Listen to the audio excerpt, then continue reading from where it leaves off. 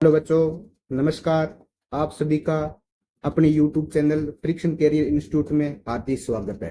अपन बात कर रहे थे उप सहसंयोजक यौगिक यानी कोऑर्डिनेशन कंपाउंड की, जिसमें हमने 3 लेक्चर अपलोड कर चुके हैं। हमारा पहला लेक्चर था बेसिक कोऑर्डिनेशन केमिस्ट्री पर कि उप सहसंयोजक यौगिक क्या होते हैं, धातु क्या होती है, उप सहसंयोजन संख्या किसे कहते हैं, ऑक्सीकरण अवस्था कैसे निकालते हैं। दूसरा लेक्चर था हमारा आईपीएससी नामकरण पर, नोमेनकल्चर।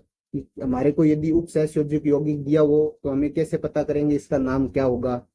तीसरा लेक्चर था हमारा वैलेंस बॉन्ड थ्योरी, संयोजकता बंध सिद्धांत पर, कि यदि कोई कोऑर्डिनेशन कंपाउंड 4 का यौगिक हो तो किसमें sp3 होगा संकरण, किसमें dsp2 संकरण होगा। यदि इसी प्रकार कोऑर्डिनेशन नंबर 6 वाले का किसमें d2sp3 संकरण होगा, किसमें sp3d2 संकरण होगा। इन सभी को हमने डिटेल में बता रखा है। इन तीनों वीडियो के लिए लिंक मैं आपको डिस्क्रिप्शन में उपलब्ध करवा दूंगा। साथ में हमारे ये टेलीग्राम चैनल को भी फॉलो करो, उसका लिंक भी आपको डिस्क्रिप्शन में मिल जाएगा। टेलीग्राम चैनल पर आपको नई नई अपडेट मिलती रहेगी, एग्जाम से रिलेटेड जो भी न्यूज आएगी वो आपको टेलीग्राम पे मिल जाएगी। इसके साथ में हमारी अभी टेस्ट सीरीज चल रही है, उसके लिए आपको, यदि आप ऑनलाइन विद्यार्थी हो तो आप हमारे खुद का ऐप भी है, उस ऐप को डाउनलोड करो, जिसका भी लिंक आपको डिस्क्रिप्शन में मिल जाएगा।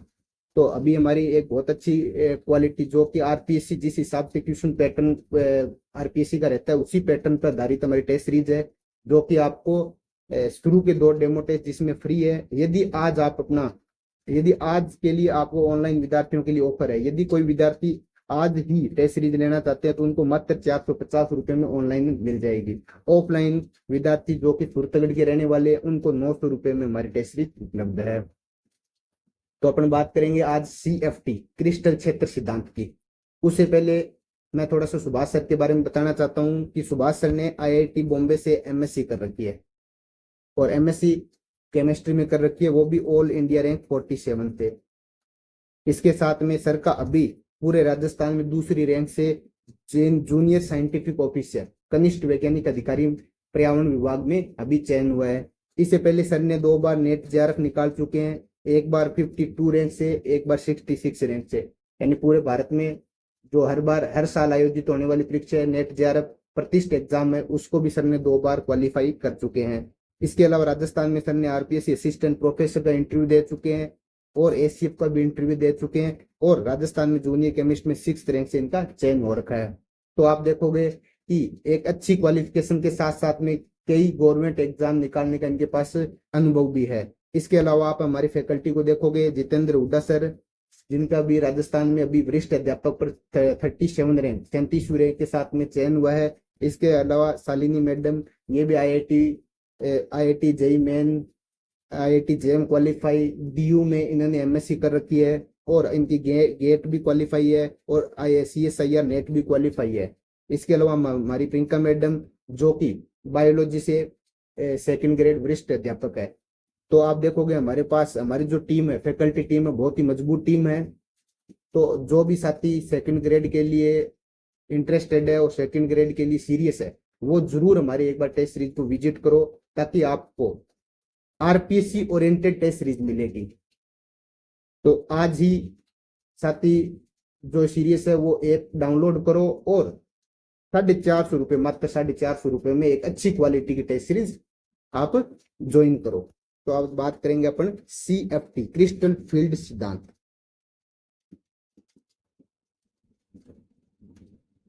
क्रिस्टल क्षेत्र सिद्धांत।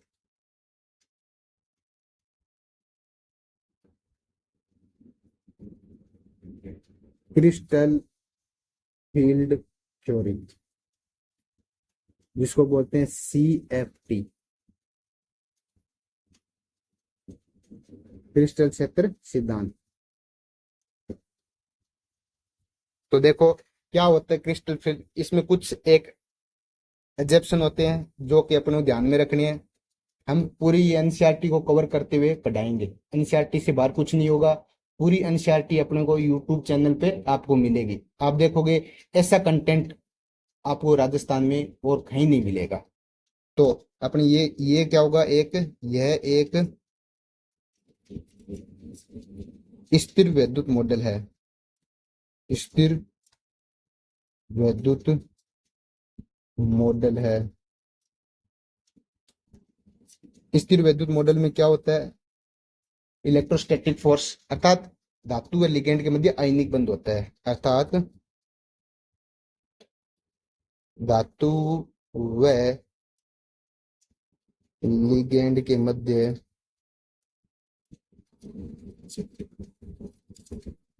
मध्य कौन सा बंध होता है, आयनिक बंध होगा, आयनिक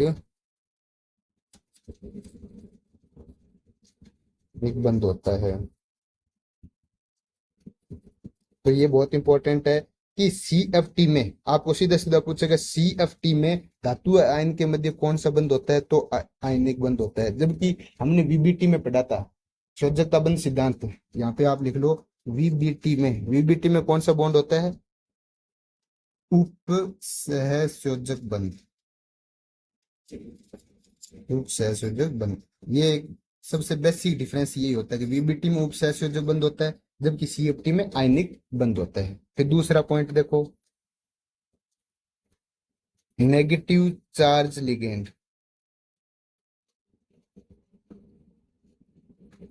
ऋणात्मक आवेशित, ऋणात्मक आवेश लिगेंड, इसको हम किसके रूप में मानेंगे, ऋणात्मक आवेश लिगेंड को हम बिंदु आवेश के रूप में मानते हैं, बिंदु आवेश, पॉइंट चार्ज, बिंदु आवेश यानी पॉइंट चार्ज, पॉइंट चार्ज के रूप में मानते हैं, के रूप में मानते हैं। अच्छा, इसके अलावा उदासीन, उदासीन यानी न्यूट्रल, न्यूट्रल लिगेंड को किसके रूप में मानेंगे हम, न्यूट्रल लिगेंड को द्विध्रुव, डाइपोल मोमेंट, डाइपोल, डाइपोल के रूप में मानते हैं, के रूप में मानते हैं। ठीक है, तो ये अपने को एक CFT के लिए बेसिक हमें पता होना चाहिए कि CFT में कौन सा बॉन्ड होता है। यदि ऋणात्मक लिगेंड है तो उसके किसके रूप में मानेंगे, उदासीन है तो इसको किसके रूप में मानेंगे। ये अपनी NCERT लाइन है और ये हमें पता भी होना चाहिए। फिर अब देखो,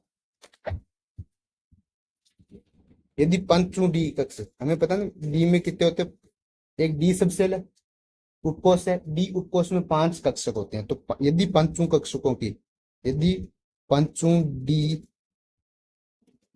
कक्षक की ऊर्जा समान हो, ऊर्जा समान हो तो उनको क्या कहा जाता है, यदि उन पांचों कक्षक ऊर्जा समान हो तो इनको हमेशा समभ्रष्ट कक्ष कहा जाता है, समभ्रष्ट। इसका दूसरा नाम होता है अपभ्रष्ट या डीजेनरेट कहा जाता है, या इसको क्या कहा जाता है, डीजेनरेट ऑर्बिटल कहा जाता है। ठीक है, कैसे, जैसे देखो पांचों 1 2 3 4 और 5, ये डी उपकोष है। देखो 5 ऑर्बिटल, कौन कौन से 5 ऑर्बिटल होते हैं, DXY, DYZ, DZX, DX2Y2 और DZ2, ये 5 ऑर्बिटल होते हैं। यदि इन पांचों की ऊर्जा समान हो, ऊर्जा समान हो तो उनको क्या कहते हैं, समभ्रष्ट या अपभ्रष्ट कहा जाता है। इन पांचों डी कक्षों को आपको थोड़ा सा पता होना चाहिए, पांचों डी कक्षक की आकृति के बारे में। तो देखो DXY होता है, वो हमें पता है कि एक्सिस से 45 डिग्री कोण पे होता है। जैसे ये Y एक्सिस है और ये X एक्सिस है, तो इससे 45 डिग्री कोण पे ऐसे होता है, ये DXY हो गया। इसी प्रकार DYZ है, वो भी इसी 45 डिग्री कोण पे होगा, किस किस में, Y और Z के बीच में, Y और Z एक्सिस में। देखो ये YZ है ना, तो Y और Z एक्सिस के बीच में होगा, ये XY है ना, तो X और Y के बीच में होगा। इसी प्रकार DXZ है, तो ये किस किस के बीच में होगा, X और Z के बीच में होगा, X और Z के बीच में 45 डिग्री कोण पर होगा, ऐसे। इसके अलावा DX2Y2, तो आप इनके बारे में या तो ऐसे चलो बाद में लिखवाता हूँ, DX2Y2 ये किस में होगा, ये एक्सिस के ऊपर होगा, अलोंग द एक्सिस बोलते हैं इसको, एक्सिस के ऊपर यहाँ पे ऐसे होगा। ऐसे। तो ये होगा जैसे y, और ये हो गया अलोंग द एक्सिस हो गया। इसी प्रकार डी जेड स्क्वेयर, तो ये जेड एक्सिस के अलोंग होगा, ये जेड एक्सिस के अलोंग होगा, ये जेड एक्सिस है, और ऐसे ये जेड एक्सिस के अलोंग होगा। तो आप देखो इनमें क्या लिखेंगे हम, d x y, d y z और डी जेड एक्स, ये किसके अलोंग है, ये एक्स के मध्य स्थित है, एक्स के मध्य, बिटवीन द एक्सिस, इसको बोलते हैं between the axis, between the axis के मध्य स्थित होते हैं, बिटवीन द एक्सिस होते हैं, ठीक है। देखो कैसे, ये रहा, ये देखो 45 डिग्री, ये 45 डिग्री, यानी बीच में आ रहा है, एक्स के ऊपर नहीं आ रहा है, नहीं इस जेड एक्सिस के ऊपर, ये एक्स जो दोनों एक्सों के बीच में आ रहा है, तो इसलिए बोलते हैं एक्स के मध्य स्थित है, या फिर इनको बोलते हैं एक्सों के मध्य स्थित है, ठीक है। फिर देखो d x square y square और डी जेड स्क्वेयर, आप ये दोनों देखोगे तो ये एक्सिस के ऊपर है, देखो ये देखो एक्सिस के ऊपर है दोनों, तो ये क्या बोलते हैं, एक्सिस, एक्सों पर, एक्सों पर, इनको क्या बोला जाता है, along the axis, along the axis पर स्थित होते हैं,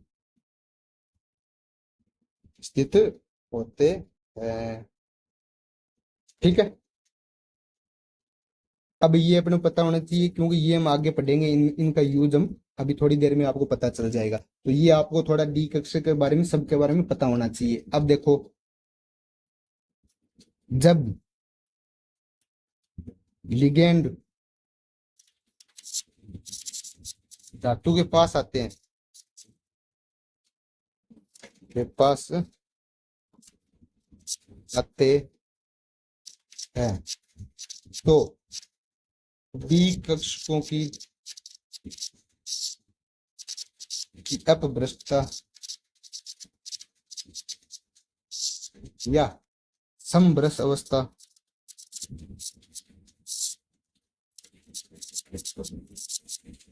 या समभ्रष्ट अवस्था यानी डीजेनरेसी समाप्त हो जाती है।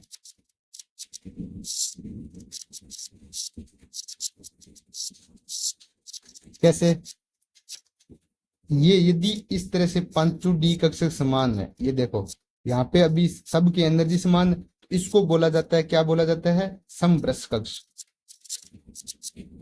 समभ्रष्ट कक्षक। और ये कब होता है, जब इनके पास कोई लिगेंड नहीं हो, तो मुक्त धातु होती है, तब होता है ये मुक्त धातु आयन के रूप में, यानी फ्री जब मेटल रहेगी, फ्री मेटल आयन रहेगी, तब इनके बीच में क्या आएगा, समभ्रष्टता बनी रहेगी।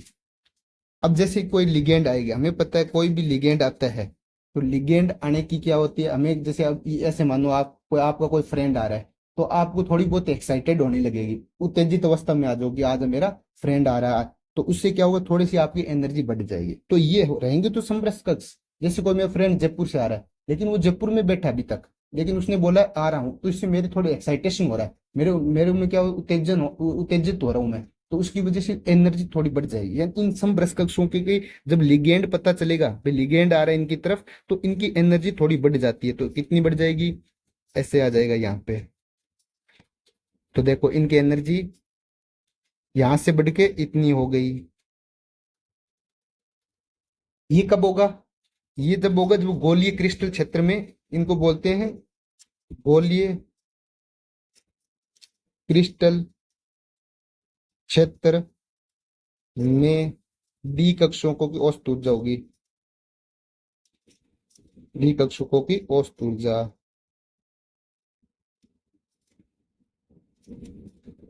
कैसे, जैसे अभी हमारी ये मेटल है, अभी ये क्या लिगेंड बहुत दूर है, तो अपने को ऐसा लग रहा है कि लिगेंड सिमेट्रिक यानी गोलाकार रूप में आ रहे हैं, अभी आ नहीं रहे पास में इसके, लेकिन अपने को ऐसा लगता है कि ये गोलाकार रूप में है, यानी गोलीय क्रिस्टल के रूप में है। तो इसकी वजह से क्या होता है, जैसे अभी फ्रेंड हमारे जयपुर ही बैठा है, लेकिन अपने को ऐसा लगता है कि वो यहाँ से आएंगे, तो उससे हम पहले जो बता रहे हैं, वो फोन करके हमारे को बोला कि मैं आ रहा हूँ, उससे हमारे की एक्साइटेशन हो जाता है, उत्तेजन हो जाता है। इसी प्रकार इस मेटल में इनको पता चलता है भी लिगेंड हमारे किसी भी तरीके, किसी भी साइड से अप्रोच कर सकते हैं, अर्थात यानी गोलीय साइड से अप्रोच, यानी सब जगह से अप्रोच कर सकते हैं, यहाँ से भी आ सकता है लिगेंड, यहाँ से, यहाँ से, अभी इसको पता नहीं है भी कहाँ से आ रहा है, तो इससे क्या होगा, ये सिमेट्रिक रूप में मानते हैं इसको, इसको एक गोला के रूप में मान सकते हैं, लिगेंड कहीं से भी आ सकता है, तो उससे क्या होगा, इसकी थोड़ी बहुत एनर्जी बढ़ जाएगी। लेकिन अब देखो लिगेंड यदि इसके पास में आया, तो लिगेंड पास में आएंगे तो दो तरीके से ये टूट सकता है, या तो ये दो ऊपर में टूट सकता है, तीन नीचे में टूटेगा अक्सर। तो यदि दो ऊपर टूटेगा इनको इजी बोलते हैं डबली इक्विवेलेंट, और ये तीन वाले समान है तो इनको T2G बोलते हैं। या फिर इनका विभाजन इस हिसाब से भी हो सकता है कि तीन ऊपर टूट जाए, एक नीचे, दो नीचे टूट जाए, इनको T2 बोलते हैं, इनको E बोलते हैं। देखो यहाँ पे G लग रहा है, यहाँ पे G नहीं लग रहा है, ये मैं आपको बताऊंगा। ये कौन सी कंडीशन होती है, ये ऑक्टाहेड्रल, ये ऑक्टाहेड्रल में होता है, और ये किस में होता है, टेट्राहेड्रल में होता है। ऑक्टाहेड्रल को बोलते हैं अष्टफलकीय, और टेट्राहेड्रल को बोलते हैं चतुष्फलकीय। ये इनको हम डिटेल में बताएंगे आगे, लेकिन आपको ये पता होना चाहिए कि भी जो हमारे डी कक्षक है वो 5D कक्षक है, वो या तो दो में टूट सकते हैं या तीन में। तो तीन वाले या नीचे भी आ सकता है, दो वाला ऊपर जा सकता है, या ऐसी कंडीशन भी आ सकती है कि दो वाला नीचे आ जाए, तीन वाला ऊपर चला जाए। ये कब होता है, कौन से फील्ड में होता है, ये हम आगे बात करेंगे। ठीक है, आपको एक बार के लिए ये पता होना चाहिए भी ऐसे से टूट सकता है।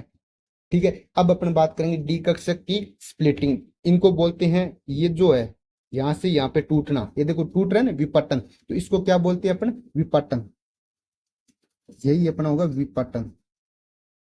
विपटन को क्या बोलते हैं, स्प्लिटिंग। ये पहले पांच थे और ये स्प्लिट हो गया, टूट गए, टूट गए कितने में, दो टुकड़ों में टूट गए, तो टूटने वाले को इसको बोलते हैं हम स्प्लिटिंग। कैसे टूटा उसको हम स्प्लिटिंग बोलते हैं। अब देखो आगे, लिखो आप, डी कक्षकों की स्प्लिटिंग, डी कक्षकों की स्प्लिटिंग,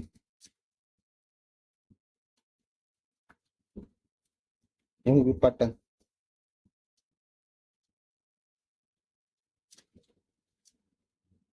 अब देखो डी कक्षक किस हिसाब से टूटेंगे, विपटन किस हिसाब से टूटेंगे, ये अपने को थोड़ा बहुत पता होना चाहिए। हालांकि मैं इसको आगे पूरे डिटेल में बताऊंगा, लेकिन थोड़ा बहुत आपको पता होना चाहिए कि किस हिसाब से टूटेंगे ये। तो देखो एनसीईआरटी में लिख रखा है, पहला लिगेंड की प्रकृति, लिगेंड की प्रकृति पर भी निर्भर करता है ये विपाटन, यानी ये स्प्लिटिंग कितना टूटेगा कितना नहीं टूटेगा, ये एक तो लिगेंड की प्रकृति पर निर्भर करता है। लिगेंड की प्रकृति का मतलब होता है, यदि आपको स्ट्रॉन्ग फील्ड लिगेंड, ये मैंने वीबीटी में बता रखा हूं, और यदि वीक फील्ड लिगेंड, दोनों लिगेंड हो, तो स्ट्रॉन्ग फील्ड लिगेंड होगा, इसमें विपटन अधिक होगा। इसमें क्या होगा, विपटन यानी स्प्लिटिंग अधिक होगी, स्प्लिटिंग अधिक होगी। और यदि वीक फील्ड लिगेंड हो तो इसमें विपटन यानी स्प्लिटिंग कम होगी, स्प्लिटिंग कम होगी। ठीक है, अब देखो कैसे, ये 5D कक्षक यहाँ है, ये स्प्लिटिंग का मतलब ये टूटना। तो यदि ये ज्यादा टूटेगा, देखो ये इसका गैप, बीच में गैप बढ़ गया, ये बीच में गैप बढ़ गया, तो ये गैप बढ़ा, तो ये किस में होगा, स्ट्रॉन्ग फील्ड लिगेंड में। एक तो इस तरीके से टूट सकता है, या फिर दूसरा तरीका ये भी हो सकता है कि ये ऐसे हो और ये ऐसे टूट जाए, ये ऐसे भी टूट सकता है, तो ये गैप हो गया कम। तो देखो ये ज्यादा गैप किस में होगा, ये ज्यादा गैप होगा, ये होगा स्ट्रॉन्ग फील्ड लिगेंड, इसमें स्प्लिटिंग ज्यादा होगी। और ये जो कम गैप है ये किस में होगा, ये होगा वीक फील्ड लिगेंड में। वीक फील्ड लिगेंड और स्ट्रॉन्ग फील्ड में समझ रहे हो, वीक फील्ड में आपको एनर्जी का डिफरेंस कम रहेगा, ये देखो इन टूटने का डिफरेंस कम है ना, एनर्जी का डिफरेंस कम रहेगा। जबकि स्ट्रॉन्ग फील्ड में क्या होगा, एनर्जी का डिफरेंस ज्यादा रहेगा। ठीक है, तो यानी स्प्लिटिंग किस में अधिक होगी और किस में कम होगी, आप इस पे लिगेंड पे डिपेंड करता है, स्ट्रॉन्ग फील्ड लिगेंड और वीक फील्ड लिगेंड पे डिपेंड करता है। सबसे बड़ा इंपॉर्टेंट बात यही है। दूसरा देखो, दूसरा पॉइंट, दूसरा पॉइंट ये होता है लिगेंड की संख्या पर। दूसरा किस पे डिपेंड करता है, लिगेंड की संख्या, लिगेंड की संख्या बोल दो या ज्यामिति बोल दो, ज्यामिति पर।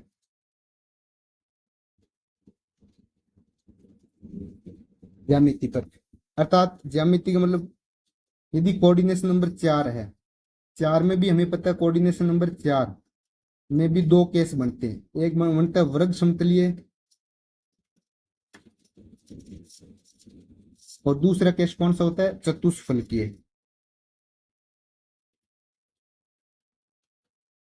तो आप देखोगे इसके वर्ग समतलीय है, इसमें विपाटन सबसे अधिक होता है। यदि किसी में ज्योमेट्री वर्ग समतलीय है तो उसमें विपाटन सबसे अधिक होगा। तो आप लिख लो यहाँ पे सबसे ज्यादा विपाटन, सबसे ज्यादा स्प्लिटिंग किसमें होगी, सबसे ज्यादा विपाटन या स्प्लिटिंग होती है वो वर्ग समतलीय में होती है। वो किस में होती है, वर्ग समतलीय में। और सबसे कम होती है वो किस में होती है, चतुष्फलकीय में। सबसे कम विपाटन वो किस में होगा, चतुष्फलकीय में होगा।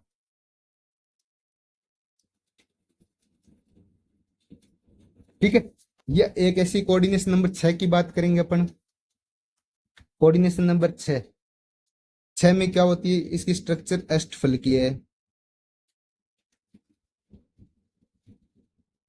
और अष्टफलकीय में क्या होगा, जो विपाटन होगा वो इनके बीच का होगा, यानी वर्ग समतलीय से कम और चतुष्फलकीय से अधिक होगा। तो इनमें क्या होगा, वर्ग समतलीय से तो कम होगा, वर्ग समतलीय से कम व चतुष्फलकीय से अधिक विपाटन होगा, चतुष्फलकीय से अधिक।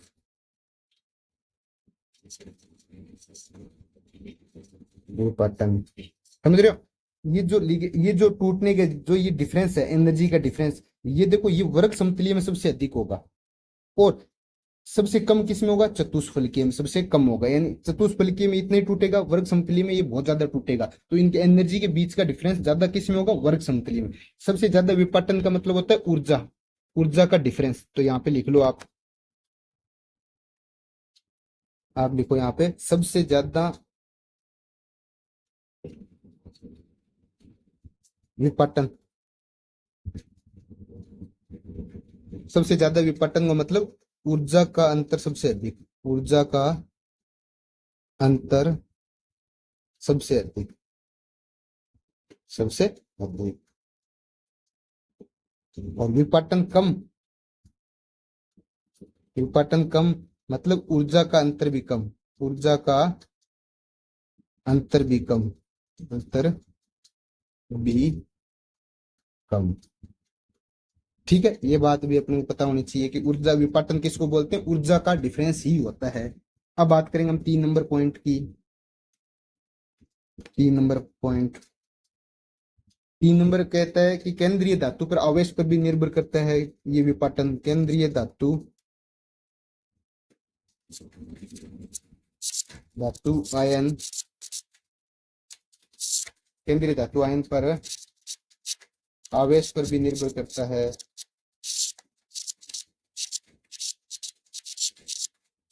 कैसे, यदि किसी में आवेश ज्यादा है, यदि धातु पर आवेश ज्यादा है, यदि धातु पर आवेश ज्यादा है, आवेश ज्यादा है तो उससे स्प्लिटिंग भी ज्यादा होगी, तो उसमें स्प्लिटिंग यानी विपाटन भी ज्यादा होगा। यदि धातु पर आवेश कम है, पर आवेश कम है तो स्प्लिटिंग भी कम होगी। ठीक है, ये पॉइंट अपने को ध्यान में रखने हैं। ये पॉइंट आगे भी आएंगे, एक बार वापस आएंगे सीएफएससी पढ़ाएंगे तब, लेकिन एक बार के लिए अपना माइंड सेट होना चाहिए कि विपाटन कैसे होता है वो आपको पता चल रहा है। फिर देखो एक लाइन और लिखी हुई है, अपने एनसीईआरटी को ही फॉलो कर रहे हैं तो एनसीईआरटी में तो यहाँ पे लिखी हुई है डी कक्षकों की स्प्लिटिंग, डी कक्षकों की स्प्लिटिंग, स्प्लिटिंग को क्या बोलते हैं, विपाटन। विपाटन से चुंबकीय व स्पेक्ट्रोस्कोपिक स्पेक्ट्रोस्कोपिक स्कोपिक गुणों का निर्धारण किया जाता है। आपको पूछ सकता है गुणों का निर्धारण किया जाता है। आजकल के एनसीईआरटी से आरपीसी वाले सीधा स्टेटमेंट में क्वेश्चन पूछने लग गए, तो कोई भी स्टेटमेंट उठा सकता है, इसलिए हम हर एक स्टेटमेंट को कवर कर रहे हैं। हमारा ये टारगेट है कि हमारे से बाहर कोई भी क्वेश्चन आरपीएससी में नहीं आए। आप देखोगे हमारे से जुड़ोगे तो आपको ऐसा लगेगा वास्तव में जो कंटेंट है वो उसमें क्वालिटी है, वो आरपीएससी के ओरिएंटेड कंटेंट आपको मिल रहा है। एक भी क्वेश्चन आरपीएससी का इस कंटेंट से बाहर नहीं जाएगा। अब अपन बात करेंगे यहाँ पे जो हमने लिखा था स्ट्रॉन्ग फील्ड लिगेंड और वीक फील्ड लिगेंड, ये कौन बताती है? तो ये स्पेक्ट्रोकेमिकल सीरीज होती है। तो हम बात करेंगे स्पेक्ट्रोकेमिकल सीरीज की, वो हमें स्ट्रॉन्ग लिगेंड और वीक लिगेंड के बारे में बताती है। तो आप लिखो यहाँ पे स्पेक्ट्रो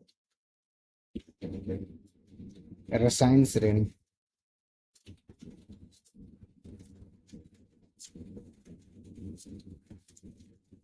स्पेक्ट्रो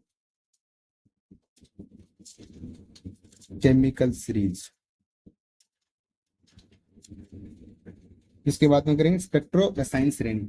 एक मोटा मोटा आपको आइडिया बता देता हूं, जैसे मैंने वीबीटी में बता दिया था कि जो लिगेंड सामर्थ्य है, लिगेंड सामर्थ्य है वो मोटा मोटा क्या होता है कि कार्बन दाता का सबसे ज्यादा होता है, जिसमें कार्बन दाता होगा उसका सामर्थ्य सबसे ज्यादा होगा, फिर नाइट्रोजन दाता पे होता है, फिर ऑक्सीजन दाता वाले का नंबर आता है, और लास्ट में हेलोजन दाता सबसे कमजोर लिगेंड माने जाते हैं। तो ये सबसे प्रबलतम लिगेंड होते हैं।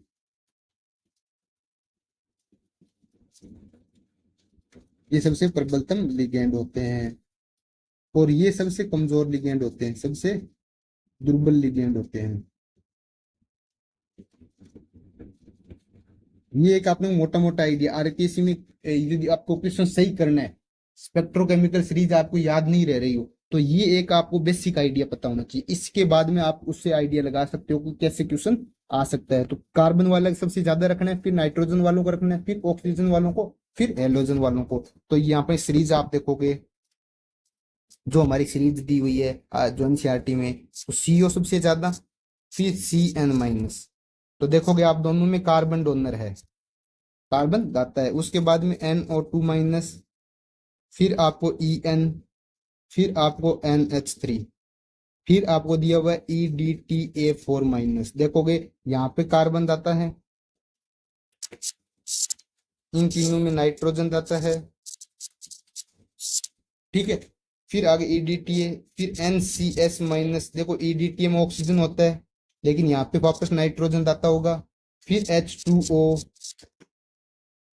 फिर आप C2O4 माइनस जिसको ऑक्सीलेट बोलते हैं, फिर OH माइनस। यानी इनमें क्या हो गया, इनमें ऑक्सीजन दाता हो गया, और फिर क्या आएगा हेलोजन दाता में F माइनस, एक बीच में सल्फाइड का भी आता है, फिर Cl माइनस, एक आता है SCN माइनस, फिर आता है Br माइनस, फिर आता है I माइनस। ये सारे क्या होंगे, ये बीच बीच में ये हेलोजन दाता होंगे। तो ये क्या होगा, ये सबसे प्रबलतम लिगेंड होगा, ये होगा प्रबलतम लिगेंड, और ये क्या होगा दुर्बलतम लिगेंड।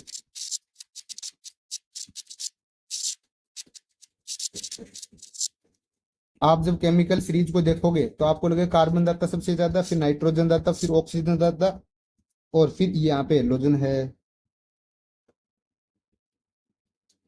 यहाँ पे एक्स दाता, ठीक है। अब देखो यहाँ पे आपको थोड़ा बहुत मैं बता देता हूँ, यहाँ पे NCS है, यहाँ पे नाइट्रोजन डोनर है, इसकी वजह से नाइट्रोजन ऑक्सीजन वाले से पहले आएगा। और यहाँ पे SCN में S डोनर है, यहाँ पे डोनर S है, इसकी वजह से ये सल्फर डोनर की वो जो इलेक्ट्रोनेगेटिविटी के डिफरेंस की वजह से ये पीछे हेलोजन ग्रुप में आ जाएगा, ठीक है। तो नाइट्रोजन वाला पहले आ जाएगा। यहाँ पे S दाता है तो SCN, आपको ऑप्शन में कंफ्यूज कराएंगे NCS और SCN देके। SCN तो हेलोजन के पास में आएगा, वो NCS ऑक्सीजन फैमिली के पास में आएगा, ठीक है। और बाकी तो सीधा सीधा आपको दिया हुआ है। देखो ये S वाले जितने भी है ये हेलोजन के पास में आएंगे, और N वाले हमें पता ही है कि ऑक्सीजन से पहले आते हैं। तो उम्मीद करता हूं कि आप वो सबसे पहले आप कार्बन दाता देखो, फिर जो नॉर्मल नाइट्रोजन दाता है उनको देखो, फिर आप NCS में देखो कि नाइट्रोजन दाता कौन है, N है, तो इनको पहले, ये किससे पहले आएंगे, ऑक्सीजन फैमिली से पहले आएंगे, तो ये ऑक्सीजन वाले आगे फिर 3, फिर आप एलोजन में किसको आएंगे, एलोजन में सल्फर वाले आएंगे, तो एलोजन में सल्फर वाले आप बीच बीच में लगा दोगे। तो ये उम्मीद करते हैं मोटा मोटा आइडिया आपको इस तरह से आप इसको याद कर सकते हो। ठीक है, ये हो गया अपने स्पेक्ट्रोसाइन, जिसमें हम बता सकते हैं कि ये प्रबलतम लिगेंड का मतलब ये स्ट्रॉन्ग फील्ड लिगेंड है, और दुर्बलतम लिगेंड का मतलब ये वीक फील्ड लिगेंड है। अब अपन बात करेंगे अष्टफलकीय संकुल में क्रिस्टल क्षेत्र विपाटन के बारे में। अष्टफलकीय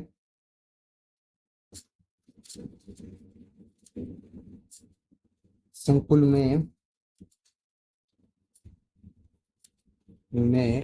क्रिस्टल क्षेत्र विपाटन, क्रिस्टल क्षेत्र विपाटन इंग्लिश में क्या बोलते हैं, crystal field splitting in octahedral complex.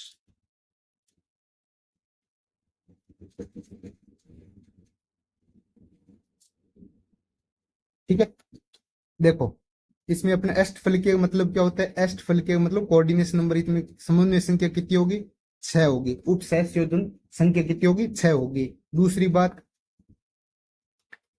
एक बात हमें याद रखना है कि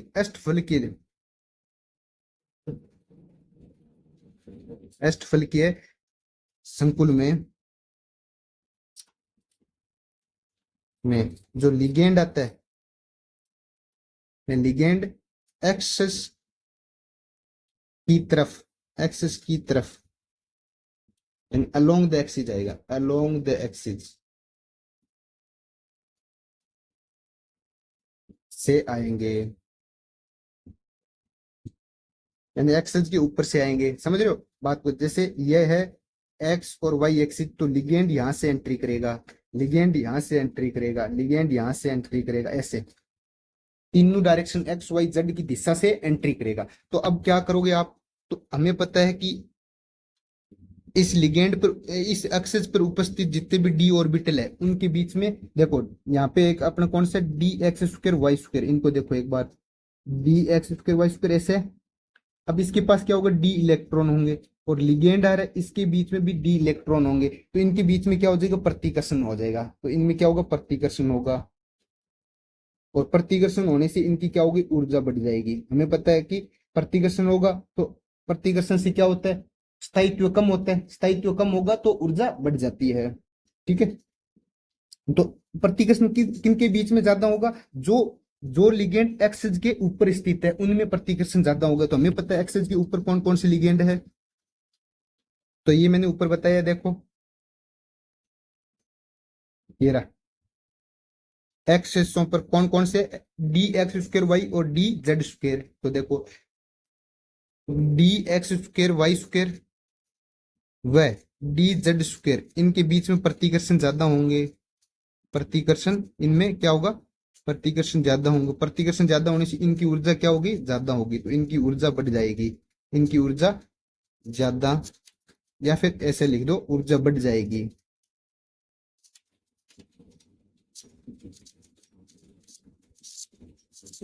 ठीक है, और इसी प्रकार हमारे को पता है 3 ऑर्बिटल और बच गए, d x y, d y z और डी जेड एक्स। तो इनमें क्या होगा, प्रतिकर्षण कम होगा, क्योंकि ये बीच में स्थित है, तो ये इनके बीच में इतना रिपल्सन नहीं हो पाएगा। ये यहाँ पे स्थित है, यहाँ पे स्थित है, तो इनके बीच में देखो, ये लिगेंड के बीच में इतना रिपल्सन नहीं हो पाएगा, तो इनमें प्रतिकर्षण कम होगा, तो इनमें क्या होगी, ऊर्जा कम हो जाएगी, इनकी ऊर्जा क्या होगी, ऊर्जा कम होगी। तो देखो ये जो डी ऑर्बिटल, 5 डी ऑर्बिटल है यहाँ पे, इनको क्या कहते हैं, समवृष कक्षक। हमें पता है जब गोलाकार हो गए तो इसकी ऊर्जा थोड़ी बढ़ेगी, तो ये यहाँ पे आ जाएगा। अब इनसे क्या होते हैं, स्प्लिटिंग होगी। तो यदि आप ऑक्टाहेड्रल में बात करें, ऑक्टा अष्टफलकीय, अष्टफलकीय में क्या होगा, किसकी ऊर्जा बढ़ेगी, इन दो ऑर्बिटल की, इन दो ऑर्बिटल। अब जब भी दो ऑर्बिटल आता है, हमें पता है दो के लिए क्या लेंगे, हम ई लेंगे। जब भी 3 ऑर्बिटल एक साथ आएंगे तो उनके हम क्या बोलते हैं, ट्रिपली डी जनरेट, यानी T2G बोलेंगे। ठीक है, यानी इजी का बोलेंगे, दो ऑर्बिटलों को इजी बोलेंगे। तो ये देखो यहाँ पे दो ऑर्बिटल है, इनकी एनर्जी ज्यादा है तो इनको इजी बोलेंगे। तीन वालों को ट्रिपली डी जनरेट, यानी ट्रिपली मतलब तीन वाले, तो तीन को क्या बोलेंगे हम, T2G बोलेंगे। ठीक है, तो ये हो गया। तो ये जो बीच का एनर्जी गैप है इजी और T2G के बीच का ऊर्जा का गैप है, उसको बोलते हैं डेल्टा नोट। ठीक है, और यहाँ पे लिखो एक डेल्टा नोट होता है ना, डेल्टा नोट वो 10 DQ के बराबर होता है। सीधा सीधा कई बार पूछ लेता है।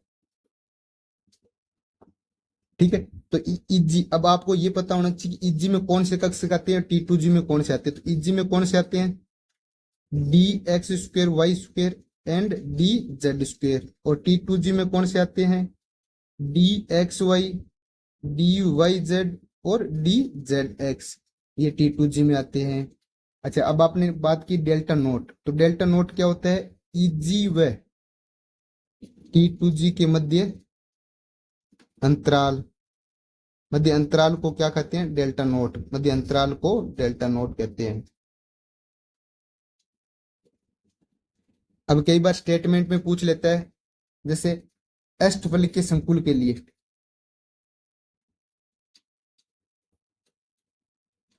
अष्टफली संकुल में ऊर्जा का क्रम, अष्टफली संकुल में ऊर्जा का क्रम, ऊर्जा का क्रम क्या कैसे क्रम होगा, ये क्वेश्चन नहीं है अपने को, ये थ्योरी में लिखते हैं अपने। तो देखो सबसे ज्यादा ऊर्जा किसकी होगी, इसकी जी की। एक यहां से एक लाइन जाती है, इसको भी लिख लो आप, इस लाइन को क्या बोलते हैं अपने, बेरी केंद्र, बेरी केंद्र या बेरी सेंटर, इसको बोला जाता है बेरी सेंटर। ठीक है, तो सबसे ज्यादा एनर्जी की किसकी होगी, Eg की। उसके बाद देखो ये वाले डी ऑर्बिटल आएंगे, फिर नीचे T2G आएंगे। तो इसको अपन कैसे लिखेंगे, सबसे ज्यादा ऊर्जा Eg की, फिर समबरस डी कक्षकों की, समबरस डी कक्षकों की, फिर सबसे कम एनर्जी किसकी आएगी, T2G की। ये बहुत इंपॉर्टेंट है। Eg की ऊर्जा सबसे ज्यादा, फिर समरस कक्ष हो गई, और फिर T2G की। आपको पता लग रहा होगा, देखो Eg सबसे ऊपर है, ये बीच में है, और ये T2G सबसे नीचे, तो इसकी एनर्जी सबसे कम और Eg की ऊर्जा सबसे अधिक, और ये बीच में आ जाएगी। ठीक है, तो ये अपने को पता होना चाहिए। अब देखो यदि आपको CFSC का मान निकालना हो, तो मैं इसको वापस नीचे लिखता हूं। ये थे 1 2 3 4, और ये ऐसे चला गया, ये ऊपर क्या है, Eg आया, नीचे क्या आया, T2G आया, Eg आया, नीचे क्या आया, T2G आया, और ये एक बेरी सेंटर होता है। तो देखो इसका मान निकालना हो, हमें ये पता होना चाहिए जिसकी ऊर्जा कम होती है वो हमारे को क्या करते हैं, स्थायित्व प्रदान करते हैं, तो उसका मान क्या होगा, नेगेटिव में आएगा। तो देखो ये तीन बॉक्स है, हम इस हिसाब से संतुलन करेंगे, इनका एनर्जी बराबर है। तीन बॉक्स है तो इसको -0.4 से गुणा करो, तो -0.4 आएगा। और इसमें ऊपर वाले में क्या आएगा, -0.4, डेल्टा नोट है तो डेल्टा नोट, ऊपर वाले में 2 है तो इसमें प्लस वाले से गुणा करो, +0.6 डेल्टा नोट। अब देखो 2 से आप गुणा करो, दो बॉक्स है तो 1.2 आएगा, 4 को आप 3 से करोगे तो -1.2 आएगा, यानी ब्लेंस रहेगा। तो आपको ये वैल्यू याद होनी चाहिए।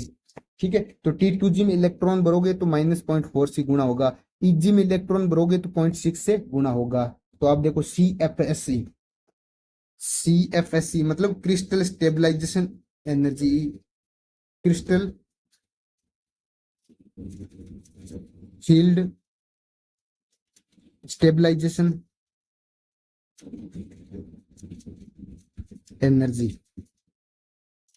क्या बोलते हैं इसको, CFSE।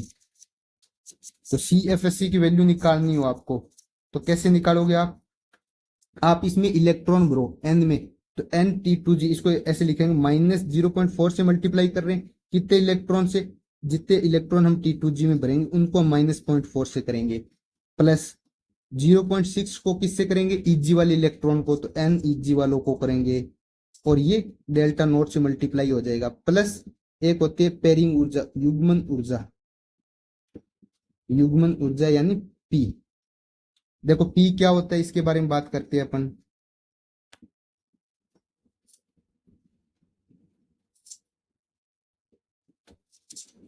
पी, युग्मन ऊर्जा, युग्मन ऊर्जा। हमें पता है इसको बोलते हैं pairing energy, pairing energy. Pairing energy क्या होते हैं? इलेक्ट्रॉन को युग्म कराने के लिए, इलेक्ट्रॉन को युग्मन कराने के लिए आवश्यक ऊर्जा, इलेक्ट्रॉन का युग्मन कराने के लिए आवश्यक ऊर्जा, युग्मन कराने के लिए आवश्यक ऊर्जा, ये आवश्यक ऊर्जा। जैसे अब आपको D4 दे दिया आपको इलेक्ट्रॉन, तो हमें पता है हम तो ऐसे भरेंगे 1 2 3 4। यदि आप इसको एक पेयरिंग एनर्जी दोगे, एक युग्मन ऊर्जा दे दोगे, तो ये क्या करेगा? ऐसे पेयरिंग कर लेगा, समझ रहे हो? तो ये पेयरिंग, तो ये पेयरिंग ऊर्जा है, यानी आपको जितनी ऊर्जा दोगे आप तो वो उतना युग्मन करेगा। तो एक पी दोगे तो एक युग्मन करेगा, 2 पी दोगे तो 2 युग्मन करेगा।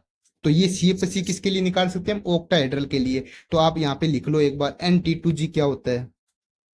एक तो युग्मन, अब एक यहाँ पे आया N-T2G, N-T2G क्या होता है? N-T2G, तो लिख लो T2G में इलेक्ट्रॉन की संख्या, और NEG भी आया हुआ है। NEG का मतलब क्या होता है? NEG, EG में इलेक्ट्रॉन की संख्या। और डेल्टा नोट को क्या बोलते हैं? क्रिस्टल क्षेत्र विपाटन ऊर्जा, क्रिस्टल क्षेत्र विपाटन ऊर्जा। यहाँ जो O आ रहा है ये अष्टफलकीय से के लिए आ रहा है, O का मतलब होगा अष्टफलकीय, O बराबर हो गया अष्टफलकीय, ठीक है। तो उम्मीद करता हूं आपको यहां से आप CFSC निकाल सकते हो, किसमें? अष्टफलकीय में, ठीक है।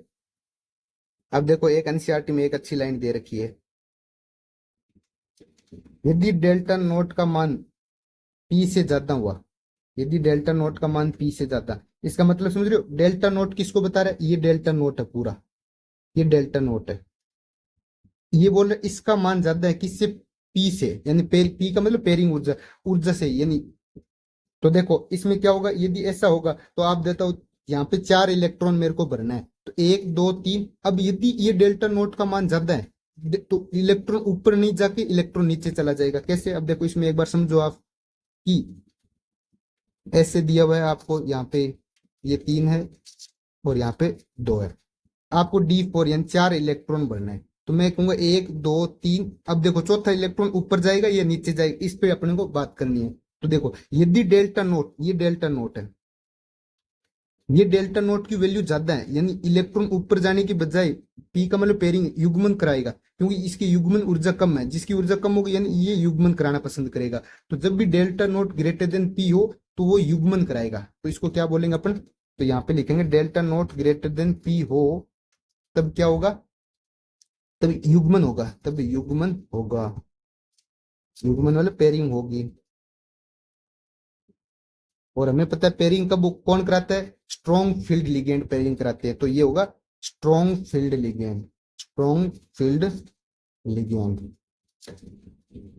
SFL, प्रबल क्षेत्र लिगेंड। तो प्रबल क्षेत्र लिगेंड की केस में होगा ये, प्रबल क्षेत्र लिगेंड। तो आपको पूछ लिया जाए प्रबल क्षेत्र लिगेंड क्या कराएंगे, तो प्रबल क्षेत्र लिगेंड के लिए ये कंडीशन होगी, क्या? कौन सी? Delta naught greater than P, NCERT की लाइन है, अपने याद रहनी चाहिए। आपको उम्मीद करता हूँ आपके समझ में भी आ गई। जिसकी ऊर्जा का मान कम, जैसे पेयरिंग वाले की कम, तो पेयरिंग होगी, यानी ऊर्जा जितनी ज्यादा होगी, हमें पता है स्थायित्व है, उतना ही क्या होगा? कम होता है। तो यानी ऊर्जा कम है तो पेयरिंग तुरंत हो जाए, पेयरिंग की ऊर्जा कम तो पेयरिंग होगी। तो प्रबल क्षेत्र लिगेंड में हमें पता है युग्मन होता है। और ऐसे लिगेंड को क्या बोला जाता है? ऐसे हम बोलते हैं अंतःकक्षक लिगेंड। क्या बोला जाता है? अंतःकक्षक संकुल। तो ये ऐसे लिगेंड क्या बनाते हैं? अंतःकक्षक संकुल बनाते हैं, अंतःकक्षक संकुल, या फिर निम्न चक्रण संकुल बनाते हैं, निम्न चक्रण संकुल बनाते हैं। इसी प्रकार दूसरी कंडीशन एक और होगी, delta naught less than P। अब देखो, अब आप देखो कि डेल्टा नोट की वैल्यू कम है, यानी ये डेल्टा नोट है, ये बोल रहा है कम है। D4 केस ले लो आप, 1 2 3। अब देखो ये यदि इसकी वैल्यू कम है तो इलेक्ट्रॉन क्या करेगा? पेयरिंग नहीं करा के इलेक्ट्रॉन ऊपर चला जाएगा, तो यानी युग्मन नहीं होगा, ये ऐसे कंडीशन होगा। तो इसमें क्या होगा, युग्मन नहीं होगा, यानी पेयरिंग नहीं होगी।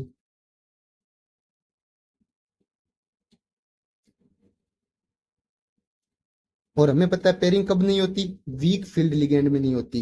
वीक फील्ड लिगेंड, दुर्बल क्षेत्र लिगेंड में क्या नहीं होती, पेयरिंग नहीं होगी, WFL में।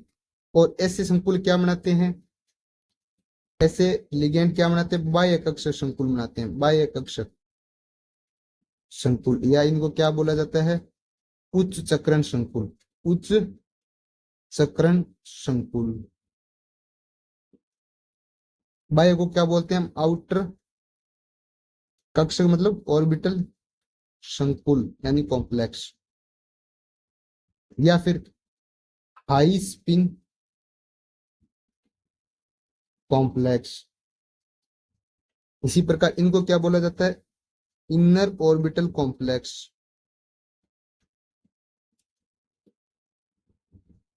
या फिर लो स्पिन कॉम्प्लेक्स। उम्मीद करता हूं ये भी आपके समझ में आ गई। तीसरा सबसे इंपॉर्टेंट पॉइंट एक और है, अब हम CFSC निकालना सीख गए, तो स्थायित्व होता है वो CFSC के मान के प्रोपोर्शनल होता है, CFSC स्थायित्व प्रोपोर्शनल टू CFSC, वो भी नेगेटिव मान में, नेगेटिव मान में, ठीक है, उनके प्रोपोर्शनल होता है। तो आपको यदि CFSC नेगेटिव में जितनी ज्यादा आएगी उसका स्थायित्व भी उतना ही अधिक होगा। अब एक लाइन मैंने और बताई आपको, VBT मैंने बोला कि D1 D2 D3 में पेयरिंग नहीं होती। अब आप समझ रहे हो, यदि इन तीन ऑर्बिटल, ये देखो नीचे कितने आ रहे, तीन कक्षक आ रहे, तीनों कक्षक की ऊर्जा समान है, तो हमें पता है कि हुंड रूल क्या बोलता है कि जब तक तीनों ऊर्जा में एक एक इलेक्ट्रॉन नहीं आएगा तब तक इसमें पेयरिंग नहीं होगी। तो यहाँ पे लिख लो आप, D1 D2 और D3 संकुल, D3 संकुल में क्या नहीं होगी, में पेयरिंग नहीं होती है, युग्मन नहीं होता है, युग्मन नहीं होता है। समझ रहे हो कैसे, क्योंकि इनमें हमें पता है कि इनमें क्या होगा, T2G नीचे आता है तो T2G में पहले इलेक्ट्रॉन भरेंगे, और पहले इलेक्ट्रॉन भरेंगे तो एक एक इलेक्ट्रॉन मिनिमम इनमें आना चाहिए, तो यानी 3 इलेक्ट्रॉन तो आने चाहिए, 3 इलेक्ट्रॉन के बाद में ही हम पेयरिंग की बात करेंगे। इसी प्रकार देखो आप, मैंने इसको पूरा भर दिया, इसमें पूरा कब भरेंगे, 6 इलेक्ट्रॉन, फिर ये 7 होगा, फिर 8 होगा। अब आप ये मेरे को बताओ कि भी 8वां इलेक्ट्रॉन फिक्स है यहीं जाएगा, 9वां इलेक्ट्रॉन भी फिक्स है यहीं जाएगा, 10वां इलेक्ट्रॉन भी फिक्स है यहीं जाएगा। तो यहाँ पे एक बार इसको अपने इरेज करते हैं, इनको आप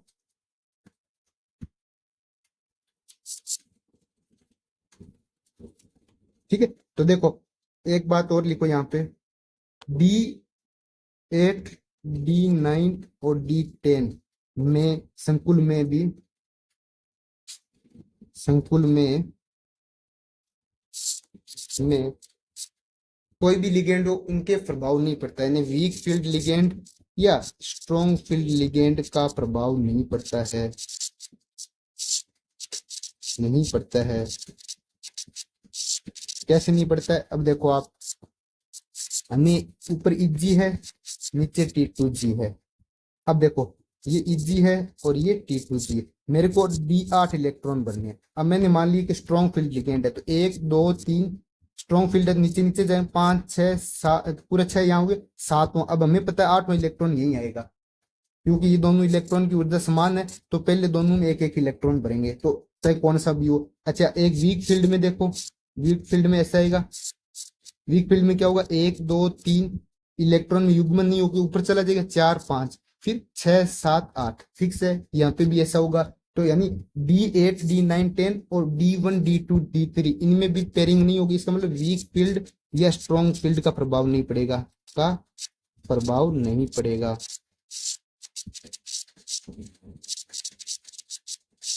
तो देखो ये बहुत इंपॉर्टेंट बात। अब हमें किस किस के बारे में स्ट्रॉन्ग फील्ड लिगेंड की बात करनी है, इनके अलावा जितने भी लिगेंड है, जैसे D4 D5 D6 D7, इनमें हमें स्ट्रॉन्ग फील्ड और वीक फील्ड लिगेंड की बात करनी है, सिर्फ इन्हीं में बात करेंगे अपन। उम्मीद करता हूं आपको ये समझ में आ रहा है कि किस हिसाब से D1 D2 D3 में पेयरिंग नहीं होती, D8 D9 और D10 में भी पेयरिंग नहीं होती, यानी वीक फील्ड या स्ट्रॉन्ग फील्ड का प्रभाव दोनों में नहीं पड़ता है। ठीक है, कोई भी लिगेंड हो, इनमें जैसा हम भरेंगे वैसा ही इलेक्ट्रॉनिक विन्यास भरा जाएगा, चाहे कोई सा भी लिगेंड लगा दो आप।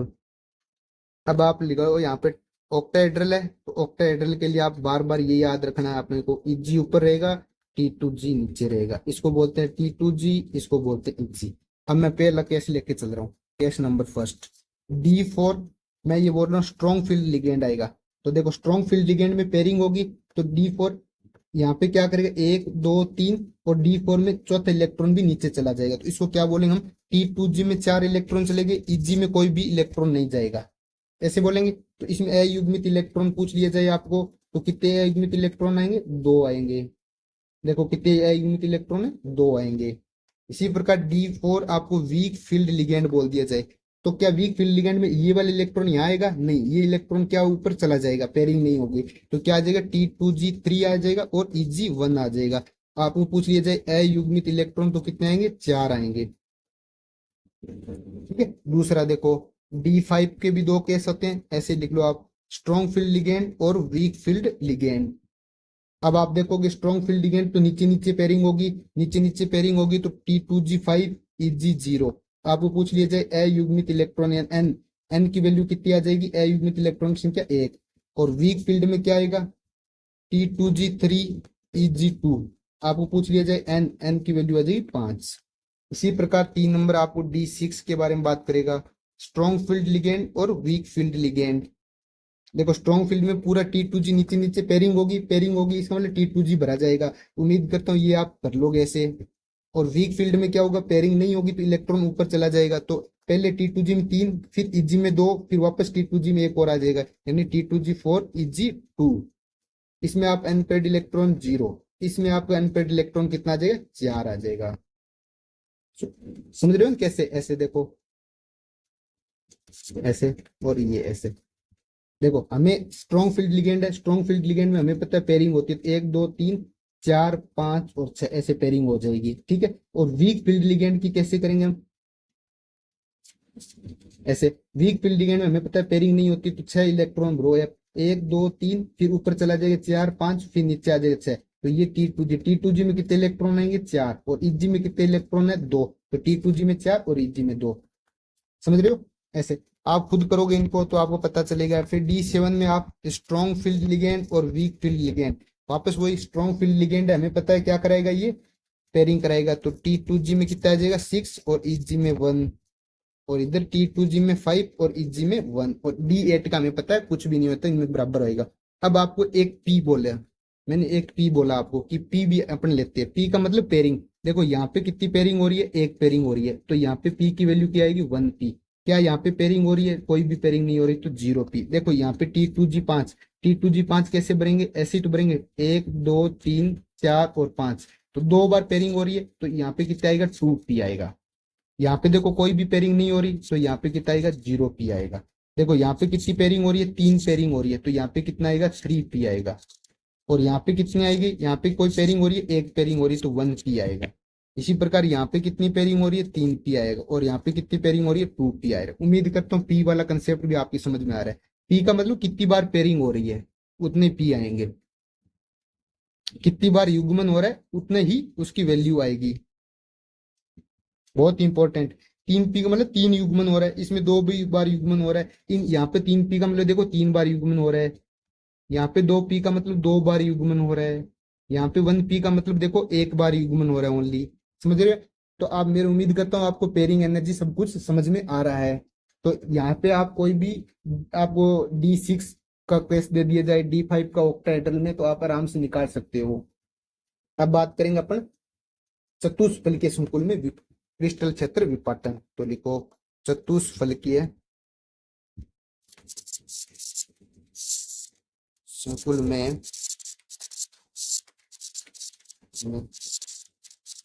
क्रिस्टल क्षेत्र विपाटन, तो लिखो यहाँ पे क्रिस्टल फील्ड स्प्लिटिंग इन टेट्राहेड्रल कॉम्प्लेक्स। ठीक, अब देखो टेट्राहेड्रल कॉम्प्लेक्स का मतलब कोऑर्डिनेशन नंबर कितना होगा इसका, 4। तो कितना होगा कोऑर्डिनेशन नंबर 4। दूसरी बात, टेट्राहेड्रल में जैसे ऑक्टाहेड्रल में लिगेंड किसकी तरफ से आते हैं, एक्सेस के ऊपर से आते हैं। इसमें क्या आएगा, इसमें लिगेंड, टेट्राहेड्रल में लिगेंड धातु की तरफ एक्सों के मध्य से आएगा, एक्सों के मध्य से आएगा, एक्सों के मध्य से आएगा। अब आप उम्मीद कर सकते हो भी एक्सों के मध्य से आएगा, इसका मतलब एक्सों के मध्य वालों की एनर्जी बढ़ जाएगी। इसका मतलब हो गया एक्सों के मध्य स्थित डी कक्षकों की एनर्जी बढ़ जाएगी। एक्सों के मध्य स्थित डी कक्षकों में प्रतिकर्षण होगा, डी कक्षकों में प्रतिकर्षण होगा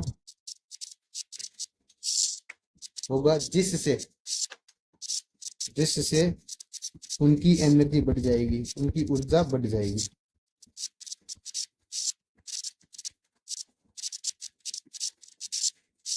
समझ रहे हो?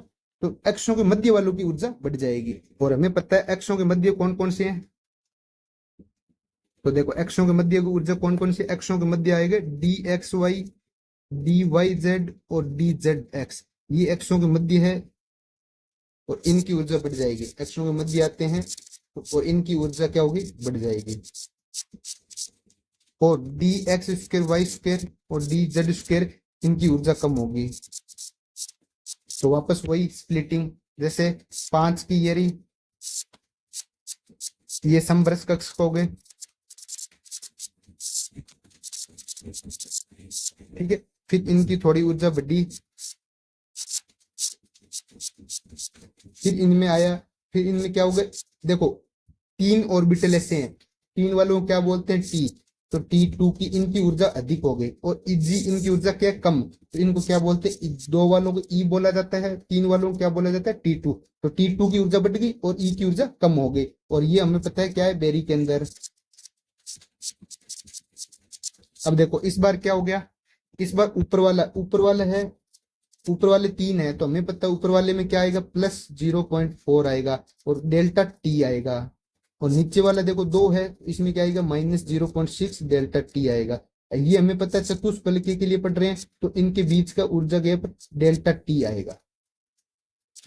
ठीक है, और एक बात और ध्यान में रखना, डेल्टा टी का मान 4/9 डेल्टा नोट के बराबर आता है। कई बार आपकी सीधा सीधा क्वेश्चन पूछ लेती है कि डेल्टा टी का मान बताओ, तो डेल्टा टी का मान 4/9 डेल्टा नोट के बराबर आएगा। अब एक बात देखो, यहाँ पे मैंने ई जी नहीं लगाया, यहाँ पे जी नहीं लगाया। जी किसके लिए लगता है, सममित केंद्र के लिए लगता है। तो यहाँ पे एक लाइन लिखो, जी जी सममित केंद्र के लिए लगता है, सममित केंद्र के लिए लगता है, के लिए लगता है। तो आपको पूछ लिया जाए कि जी कौन कौन से में लगेगा, तो जी लगेगा अष्टफलकीय और वर्ग समतलीय में, और वर्ग समतलीय में। और जी किस में नहीं लगेगा, इनमें लगेगा, और चतुष्फलकीय में नहीं लगेगा, चतुष्फलकीय में नहीं लगेगा, नहीं लगेगा क्योंकि इनमें क्या नहीं है, सिमेट्री नहीं है, क्योंकि इसमें सममिति के अंदर नहीं है।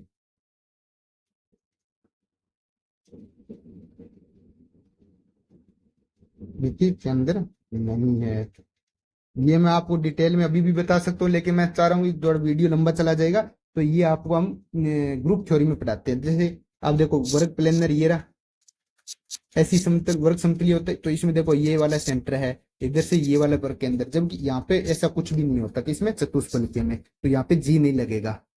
अब आपको CFSC की वैल्यू पूछ लिया जाए, चतुष्फलकीय में CFSC कैसे निकालोगे, तो देखो CFSC निकालेंगे तो यहाँ के इलेक्ट्रॉन, ये ई के इलेक्ट्रॉन -0.6, तो कैसे करेंगे, -0.6 जितने भी इलेक्ट्रॉन ई में होंगे प्लस 0.4 जितने भी इलेक्ट्रॉन T2 में होंगे, इनके आगे डेल्टा टी आ जाएगा, प्लस वो भी पेयरिंग एनर्जी वो सेम।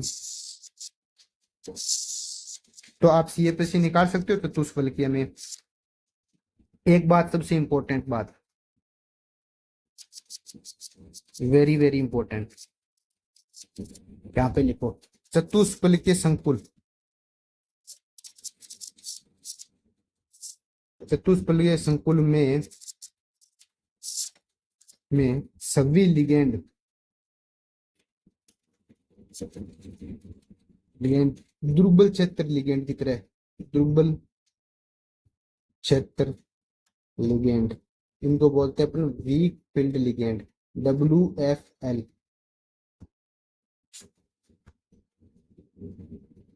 WFL की तरह व्यवहार करेंगे, व्यवहार करेंगे अर्थात यानी चतुष्फलकीय संकुल जब भी हो इनमें पेयरिंग नहीं करवाते, अर्थात चतुष्फलकीय संकुल में पेयरिंग नहीं करवाते, संकुल में युग्मन नहीं करवाएंगे। संकुल में कोई भी लिगेंड हो, कोई भी लिगेंड चाहे स्ट्रॉन्ग फील्ड हो या वीक फील्ड हो, युग्मन नहीं करवाएंगे, युग्मन नहीं करवाएंगे। युग्मन समझ रहे हो, पेयरिंग, पेयरिंग नहीं करवाएंगे। तो इसमें क्या होगा, जैसे D4 D5 D6 D7 जो भी इलेक्ट्रॉन होंगे वो वीक फील्ड लिगेंड की तरह भरे जाएंगे। अब एक बार मैं बता देता हूँ, जैसे अब एग्जांपल मैं D4 का ले लेता हूँ। D4 चाहे वीक फील्ड लिगेंड हो चाहे स्ट्रॉन्ग फील्ड लिगेंड हो, हमें पता है इनमें पेयरिंग तो होगी नहीं, दोनों एक जैसे भरा जाएंगे। तो मैं ले लेता हूँ जैसे D4 स्ट्रॉन्ग फील्ड लिगेंड और D4 वीक फील्ड लिगेंड। देखो इसमें नीचे क्या आएगा, हमें पता है इनको कैसे भरते हैं अपन, ऐसे कि देखो इसमें अपने क्या करते हैं, नीचे क्या आएगा E, ऊपर आएगा T2, तो नीचे ऊपर आएगा T2, G नहीं आता इसमें, T2 और नीचे क्या आएगा E। इसी प्रकार इसमें भी ऐसे ही होगा कि ऑक्टाहेड्रल टेट्राहेड्रल की बात है तो T2 और E आएगा। अब देखो आप D4 में पेयरिंग नहीं करानी, तो 1 2 3 4 ऐसे भरना है, चाहे स्ट्रॉन्ग फील्ड हो तो भी आपको ऐसे भरना है, सेम ऐसे। तो यानी T2 2 E2 2, यहाँ पे भी T2 2 E2 ऐसे आएगा। इसी प्रकार आप D5 में भर लोगे, चाहे कोई सा भी लिगेंड हो, D6 में भी कोई सा लिगेंड हो, D7 भी कोई सा लिगेंड हो, इनमें फिक्स है कि आपको यहाँ पे पेयरिंग नहीं करवानी है, पेयरिंग नहीं होती है। और इनका क्या होगा D5 में, तो देखो D5 D6 और D7 में आपको इलेक्ट्रॉन पूछ लिया जाए तो देखो इसमें क्या आएगा, T2 3 आएगा, E2 आएगा। D6 में क्या आएगा, T2 ऊपर वाले में तो 3 आएगा, लेकिन E में कितने इलेक्ट्रॉन आ जाएंगे, 3 आ जाएंगे। और इसमें भी T2 3 आएगा, E में 4 इलेक्ट्रॉन आ जाएंगे। ये आप खुद करोगे आपको पता चल जाएगा। अब देखो एक लाइन वापस अपन जो पीछे पढ़ चुके वो चीज लिखेंगे अपन कि CFSE को प्रभावित करने वाले कारक, CFSE को प्रभावित करने वाले कारक, करने वाले कारक। देखो सबसे पहले पहला कारक क्या होगा, लिगेंड का सामर्थ्य।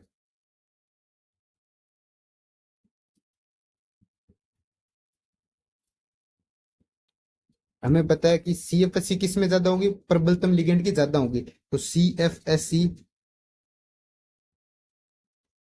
ऐसे स्ट्रॉन्ग फील्ड में अधिक होगी, अधिक होगी, और वीक फील्ड लिगेंड में कम होगी।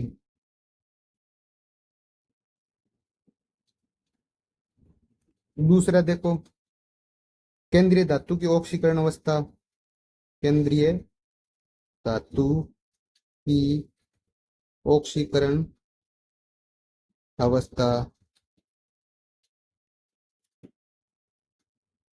तो हमें पता है कि CFSE प्रोपोर्शनल होती है ऑक्सीकरण अवस्था के, ऑक्सीकरण अवस्था के। यदि लिगेंड समान हो, यदि धातु से समान लिगेंड जुड़े हो, ये समान लिगेंड जुड़े हो तभी बात होगी, समान लिगेंड जुड़े हो। तो जैसे एग्जांपल आ गया FE H2O6 3 plus FeH2O6 2 plus. तो देखो इसमें चार्ज ज्यादा है, इसमें चार्ज कम है, तो CF80 इसकी ज्यादा होगी। ये CF80 का ऑर्डर आ गया। ठीक है, तीसरा आ गया संक्रमण श्रेणी के लिए। संक्रमण श्रेणी के लिए हम देखते हैं कि CFSE कौन सी श्रेणी की ज्यादा होगी, 5D श्रेणी की ज्यादा होगी, फिर 4D की, फिर 3D की। ठीक है, तो जैसे एग्जांपल यहाँ पे भी लिगेंड समान होनी चाहिए, लिगेंड समान हो। जैसे PTCl4 2 माइनस, एक आगे PDCl4 2 माइनस, NiCl4 2 माइनस। देखो Ni फिर क्या आता है PD, फिर आता है PT। हमें पता है ये 5D का आ गया, और ये 4D की मेटल आ गई, और ये 3D की धातु आ गई। तो किसके ज्यादा होगी, PT वाले की सबसे ज्यादा हो जाएगी। ठीक है, चौथी आ गई। चौथा पॉइंट क्या था, ज्यामिति पर, ज्यामिति पर या लिगेंड की संख्या पर, या लिगेंड की संख्या पर। तो इसके लिए आप देखो सबसे ज्यादा CFSE होते हैं स्क्वायर प्लेनर वाले के लिए, फिर ऑक्टाहेड्रल वाले के लिए, फिर टेट्राहेड्रल वाले के लिए, यानी वर्ग समतलीय के लिए। सॉरी, डेल्टा टी, तो यानी वर्ग समतलीय के लिए सबसे ज्यादा होगी। तो यहां से लिख लो, वर्ग समतलीय के लिए सबसे ज्यादा होगी CFSE, वर्ग समतलीय के लिए CFSE सबसे ज्यादा होगी।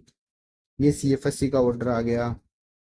जैसे एक एग्जांपल, आप यहाँ पे एक रिलेशन याद रखना कि डेल्टा एस पी बराबर होता है 4/3 डेल्टा नोट।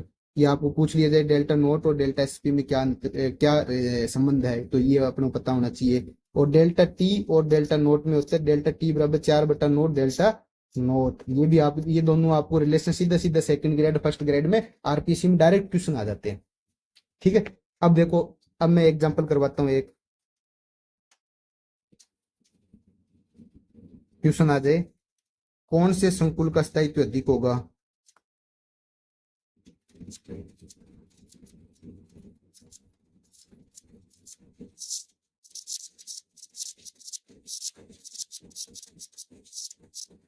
ए ऑप्शन दे दिया जाए आपको NiCl4 2 माइनस, बी ऑप्शन दे दिया जाए NiCO4 माइनस, ठीक। तीसरा ऑप्शन दे दिया जाए आपको सी ऑप्शन NiCN4 2 माइनस, और डी ऑप्शन दे दिया जाए आपको NiCl6 4 माइनस। अब देखो, आप जब यूबीटी पढ़ रहे हो तब मैंने आपको बताया था कि इसकी क्या होगा, सेप टेट्राहेड्रल। ये भी क्या जाएगा, टेट्राहेड्रल कॉम्प्लेक्स है। और ये क्या कौन सा कॉम्प्लेक्स है, स्क्वायर प्लेनर कॉम्प्लेक्स है। और यहाँ पे 6 है, तो ये कौन सा है, ऑक्टाहेड्रल यानी अष्टफलकीय है। और अभी देखा हमने स्क्वायर प्लेनर के लिए क्या होगा, CFSE ज्यादा। और हमें पता है CFSE क्या होती है, ये भी हमें ऊपर लिख चुके हैं कि CFSE स्थायित्व के प्रोपोर्शनल होती है। देखो, ये भी मैंने बात ऊपर बता चुका हूँ कि जिसकी CFSE ज्यादा होगा उसकी स्थायित्व ज्यादा होगा। एक बार यदि वापस लिख लो कि स्थायित्व प्रोपोर्शनल टू किसकी होती है, CFSE के मान के। तो CFSE मान किसका ज्यादा होगा, स्क्वायर प्लेनर का। तो स्थायित्व किसका ज्यादा होगा, स्क्वायर प्लेनर वाले का। फिर देखो कुछ इंपॉर्टेंट पॉइंट लिखो, क्रिस्टल क्षेत्र के अनुप्रयोग, क्रिस्टल क्षेत्र सिद्धांत यानी CFT के अनुप्रयोग।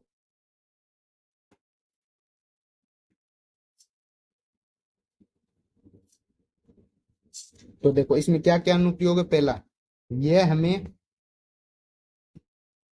अंतः संकुल, अंतः कक्षक संकुल, अंतः कक्षक संकुल व बाह्य कक्षक संकुल के बारे में बताता है, बाह्य कक्षक संकुल के बारे में बताता है। आपको सीधे सीधे लाइन में पूछ सकता है कि कौन सी थ्योरी आपको अंतः कक्षक और बाह्य कक्षक के बारे में बताती है, तो CFT के बारे में बताता है। दूसरा, चुंबकत्व के मान की गणना की जाती है, मान की गणना। तीसरा, संकुल के रंग की व्याख्या की जाती है, संकुल के रंग की व्याख्या की जाती है। ठीक है, तो ये 3 पॉइंट अपने याद रखते हैं। ये सीएफटी के सीधे सीधे अपने आरपीसी पूछ लेगा, भाई सीएफटी का कौन सा अनुप्रयोग है, तो ये अपने को पता होना चाहिए। अब अपने हेडिंग लिखो, अपन बात करेंगे कलर प्रॉपर्टी की, रंग गुण के बारे में बात करेंगे। रंग गुण, कलर प्रॉपर्टी के बारे में बात करेंगे।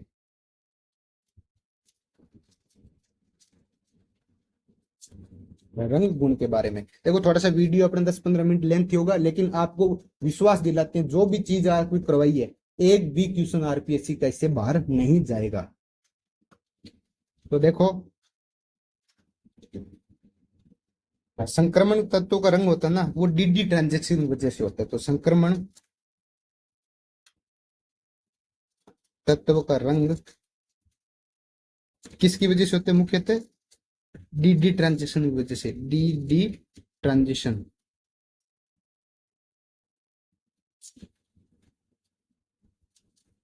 ट्रांजिशन यानी संक्रमण की वजह से होता है, के कारण होता है। तो आपको पूछ सकता है कि संक्रमण तत्व का मुख्य तरंग किसकी वजह से होता है? तो डीडी ट्रांजिशन। अब देखो एनसीईआरटी में अपने दिया हुआ है, जैसे टी आई एग्जाम्पल दिया हुआ है, टी आई H2O की होल पावर 6 3+ का जलीय विलयन में रंग दिया हुआ था। जलीय विलयन में रंग, विलयन में रंग क्या दिया हुआ था? बैंगनी रंग। किसकी वजह से आता है वो बताते हैं। रंग क्या था? बैंगनी रंग। अब देखो यहाँ पे देखो Ti3+, Ti3+ का मतलब हो गया 3D14S0, यानी एक इलेक्ट्रॉन है अपने पास। तो देखो ये डी ऑर्बिटल है, इसमें एक इलेक्ट्रॉन है, और हमें पता है ये क्या है? अष्टफलकीय। अष्टफलकीय में स्प्लिटिंग कैसे होती है? Pg और T2G। यहाँ पे एक इलेक्ट्रॉन है, लेकिन जब इसको एच न्यू की प्रेजेंस में रखा जाता है, दर्शीय क्षेत्र में रखा जाता है, दर्शीय क्षेत्र में रखा जाता है, तो ये इलेक्ट्रॉन क्या करेगा? एच न्यू लेके, और ये इलेक्ट्रॉन का क्या हो जाएगा? एक्साइटेशन हो जाएगा, उत्तेजना, उत्तेजित हो जाएगा ये इलेक्ट्रॉन, तो ये ऊपर चला जाएगा। तो ये उत्तेजित हो जाएगा, ये जब इलेक्ट्रॉन वापस आएगा नीचे, तो यहाँ पे हमें एक बैंगनी रंग मिलेगा, बैंगनी रंग मिलेगा। ठीक है, तो आप ये पूछ सकते हैं तो इसमें कौन सा ट्रांजिशन हुआ? देखो यहाँ पे डी से डी में ट्रांजिशन हो रहा है, डी से डी ट्रांजिशन, तो ये कौन सा ट्रांजिशन हो गया? D D transition. ऊपर भी डी ऑर्बिटल है, नीचे भी डी ऑर्बिटल है, कौन सा ट्रांजिशन हो गया? D D transition. तो एक और लिखा हुआ है आपको Ni2+ संकुल का जलीय विलयन में रंग आपको याद रखना है। जलीय विलयन में रंग कौन सा होता है? हरा रंग होता है। कई बार सीधा सीधा पूछ लेता है तो हरा रंग आता है। तो ये दो अपने को रंग के बारे में पता होना चाहिए। अब देखो, अब लिखो आप पूरक रंग, मुख्य रंग और पूरक रंग, मुख्य रंग एंड पूरक रंग। पूरक रंग, पूरक रंग को क्या मुंह बोलते हैं? Complementary, complementary colour.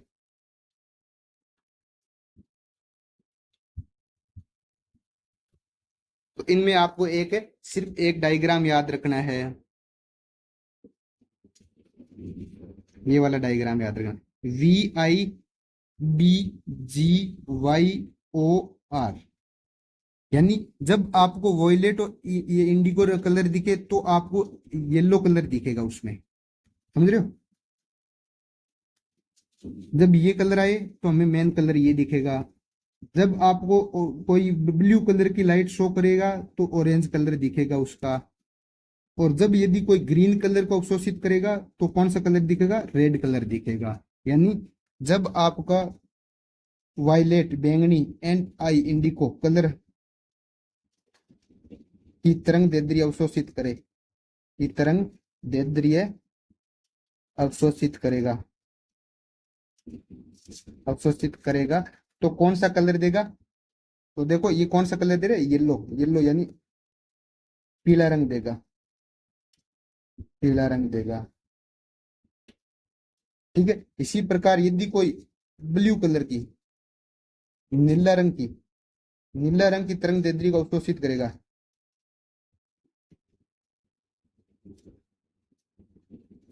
अवशोषित करेगा। तो हमें कौन सा कलर देगा, नीले वाला कौन सा देगा, ऑरेंज। ऑरेंज को बोलते हैं नारंगी। और इसी प्रकार यदि कोई ग्रीन, ग्रीन यानी हरा रंग, हरा रंग की तरंग दैर्ध्य अवशोषित करेगा, अवशोषित करेगा। तो कौन सा रंग देगा, रेड यानी लाल। इसका उल्टा भी होगा, यदि कोई रेड वाली करेगा तो वो क्या देगा, ग्रीन। तो आप ऐसे लिख लो, VIBGYOR। तो देखो यदि ये है VI है तो कौन सा कलर देगा, येलो। तो या फिर उल्टा भी होगा, येलो होगा तो कौन सा कलर देगा, VI। दोनों ऐसे चलेगा, पूरक में चलते हैं ना एक दूसरे के, ठीक है। यदि आपको ब्लू कलर वाला है तो कौन सा देगा, ऑरेंज देगा। या फिर ऑरेंज अवशोषित कर रहा है तो कौन सा कलर देगा, ब्लू यानी नीला रंग देगा। इसी प्रकार यदि आपका कोई ग्रीन कलर अवशोषित कर रहा है तो वो कौन सा देगा, रेड। और इसी प्रकार रेड वाला होगा तो कौन सा देगा, ग्रीन। एक दूसरे के पूरक में चल रहे हैं। अब एक बात और देखना कि आप VIBGYOR इधर जाओगे, आप इधर जाओगे तो तरंग दैर्ध्य बढ़ेगी, इधर जाओगे तो तरंग दैर्ध्य बढ़ेगी और ऊर्जा का मान कम होगा, ऊर्जा का मान कम होगा, ठीक है। तो यानी रेड कलर की, आप लिख लो, लाल रंग की तरंग दैर्ध्य सबसे अधिक होती है, सबसे अधिक होती है।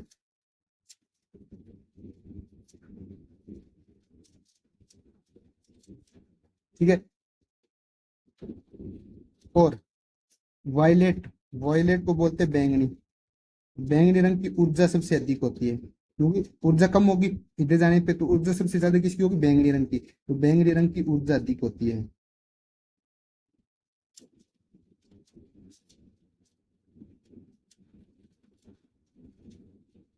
ठीक है।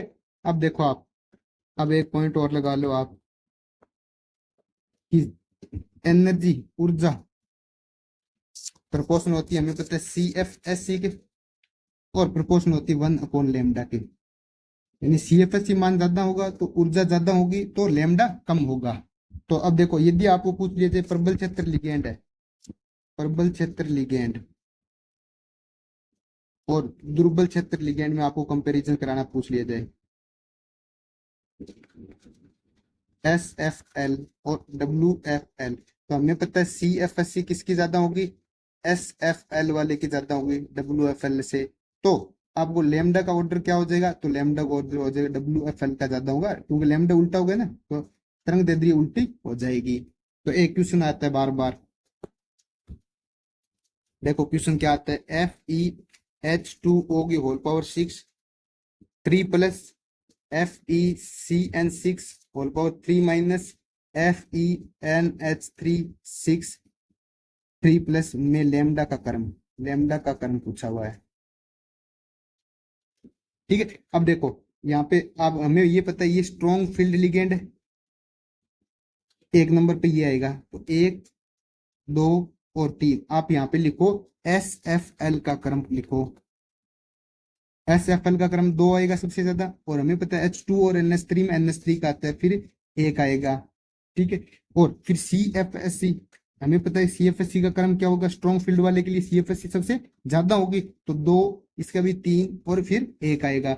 अब CFSC ज्यादा होगी तो लेमडा वैल्यू क्या होगी, कम होगी, तो लेमडा का क्रम क्या आएगा, लेमडा का क्रम क्या आएगा, 1 का फिर 3 का फिर 2 का। ये इंपॉर्टेंट है, बार बार ऐसे क्वेश्चन आते हैं, तो लेमडा का क्रम आपसे पूछ सकता है तो आप बता दोगे।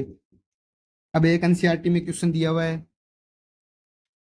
कि NiH2O6 2 plus NiH2O4 En 2 plus NiEn के होल प्राइस 2 प्लस, इनमें अपने को हरा रंग, एक तो ये दिया हुआ है, एक अपने को दिया हुआ है हरा रंग, नीला रंग और बैंगनी रंग। इनमें अपने को क्या करना है, अपने मैच करना है कि किसका हरा रंग होगा, किसका नीला रंग होगा, किसका बैंगनी रंग होगा, ये अपने को मैचिंग करनी है। ए और बी की आपस में मैचिंग करनी है एक तरीके से, ठीक है। तो देखो सबसे पहले अपन क्या करेंगे, SFL का ऑर्डर लगाएंगे। SFL का ऑर्डर में देखोगे आप, ये ए मान लेते हैं, ये बी और ये सी। हमें पता है EN की सबसे ज्यादा होगी, तो सी वाला सबसे ज्यादा। उसके बाद में यहाँ पे एक EN है, जबकि यहाँ पे तो 6 के 6 H2 है, तो हमें पता है कि बी वाले की ज्यादा होगी, फिर ए वाले की। ये SFL का ऑर्डर आ गया, तो CFSA का ऑर्डर भी यही होगा, सी बी और फिर ए।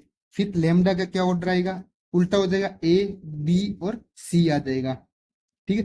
अब लेमडा, अब देखो VIBGYOR, हमें पता है कि लेमडा मतलब ए वाला सबसे ज्यादा लेमडा आर वाला लेगा। यदि आर वाला लेमडा ले रहा है, तो यानी यहाँ पे लिखो लेमडा यानी कर्म, तो ये कौन सा रंग लेगा, ये रेड वाला लाल रंग लेगा। और देखो ये वाला कौन सा लेगा, ऑरेंज। ये लेमडा कम है, इधर जाओगे आप लेमडा बढ़ेगा। हमें पता है सबसे ज्यादा लेमडा ए का, तो सबसे ज्यादा रंग ये लेगा। फिर बी वाला कम लेगा, तो ऑरेंज, ऑरेंज को बोलते हैं नारंगी रंग। फिर सी वाला क्या लेगा, येलो कलर लेगा, लाल पीला। अब ये तो हो गया। अब हमें इसी को पता है, यदि रंग की बात कर लिया जाए, रंग की बात क्या होगा, तो पूरक रंग होते हैं एक दूसरे के। तो क्या आएगा, पूरक आएगा, पूरक रंग। पूरक रंग देखेंगे रंग में। अब लाल रंग का पूरक कौन सा होता है, ऊपर देखो यहाँ पे मैंने बता रखा है, ये रहा लाल रंग। यहाँ पे देखो ये रहा लाल रंग। लाल रंग का पूरक कौन सा होता है, हरा रंग। तो लाल रंग वाले पे कौन सा आ जाएगा, तो इस कॉम्प्लेक्स का हरा रंग आएगा, हरा रंग आएगा। और नारंगी वाले का कौन सा आएगा, देखो ये रहा नारंगी, यहाँ ये रहा नारंगी, नारंगी वाले को कौन सा आएगा, नीला रंग आएगा, तो नीला रंग। और लास्ट में कौन सा बच गया, इसका कौन सा आएगा, बैंगनी रंग। तो आप पूछ सकते हैं आपको हरा रंग कौन से वाले कॉम्प्लेक्स का है, ए कॉम्प्लेक्स का। हरा रंग किसका है, ए कॉम्प्लेक्स का। नीला रंग कौन से कॉम्प्लेक्स का, बी कॉम्प्लेक्स। बैंगनी रंग कौन से कॉम्प्लेक्स का, सी कॉम्प्लेक्स का। Very very important. उम्मीद करता हूँ ये आपके समझ में आ गया, जो सबसे इंपॉर्टेंट पॉइंट था, ठीक है। अब देखो कुछ एक पॉइंट आपको लिखने हैं यहाँ पे, इंपॉर्टेंट पॉइंट, कि पहला पन्ना का रंग क्या होता है, पन्ना हरा रंग का होता है। और ये किसकी वजह से होता है, तो आपको लिखना है Cr3+ का Be2Al2Si6O18 बेरिल खनिज में, बेरिल खनिज में उपस्थित होने के कारण आता है, होने के कारण। दूसरा देखो रतन, रतन का कौन सा रंग होता है, लाल रंग। और ये भी पूछ सकता है आपको आरपीसी, इसका लाल रंग किसकी वजह से आता है, तो वापस इसका लाल रंग Cr3+ का एल्यूमिना, ये आपको डायरेक्ट याद रखना है, एल्यूमिनिया यानी Al2O3 में उपस्थिति के कारण।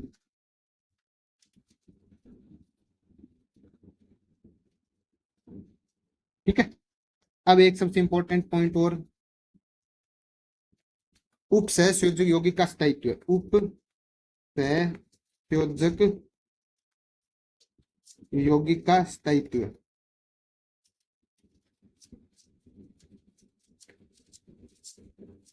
तो देखो इसमें क्या होगा, पहला CFSC ज्यादा होगी, तो वो यौगिक क्या होगा, स्थायित्व ज्यादा होगा उसका।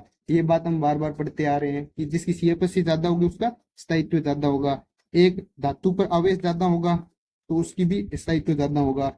धातु पर आवेश ज्यादा होगा तो भी स्थायित्व ज्यादा होगा, तो भी स्थायित्व ज्यादा होगा। सबसे तीसरा सबसे इंपॉर्टेंट यही है कि यदि संकुल में वल्य का निर्माण हो रहा हो, संकुल में वल्य का निर्माण हो रहा है, वल्य का मतलब किलेशन, वल्य का निर्माण यानी किलेशन हो रहा हो, किलेट हो रहा हो, तो उसका स्थायित्व सबसे ज्यादा होगा, तो उसका स्थायित्व सबसे ज्यादा होगा, स्थायित्व सबसे ज्यादा होगा,